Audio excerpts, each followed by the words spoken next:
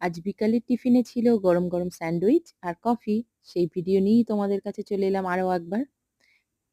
দেখো, স্লাইস পাউরুটির ওপর রিং করে কেটে রাখা পেঁয়াজ, শসা, টমেটো সব কিছু দিয়ে নিয়েছি। তার সাথে দিয়েছি একটু অরিগ্যানো, একটু চিলি ফ্লেক্স, চিজ আর অল্প একটু চাট মশলা। এই সব কিছু দিয়ে আর একটা করে ব্রেড দিয়ে ঢাকা দিয়ে দিলাম।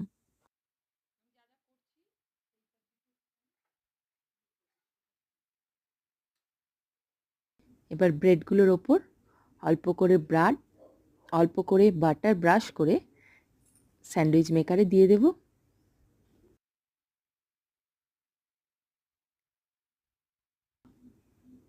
হয়ে গেল বাটার লাগানো।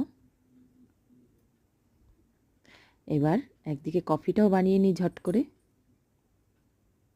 আর আমি যে এই রোজ রোজ ভিডিওগুলো আপলোড করছি তার পরিবর্তে তোমরা একটু লাইক আর কমেন্ট করে যাবে, তাহলে আরও নতুন নতুন ভিডিও বানানোর জন্য উৎসাহ পাবো। এই যে রেডি আমার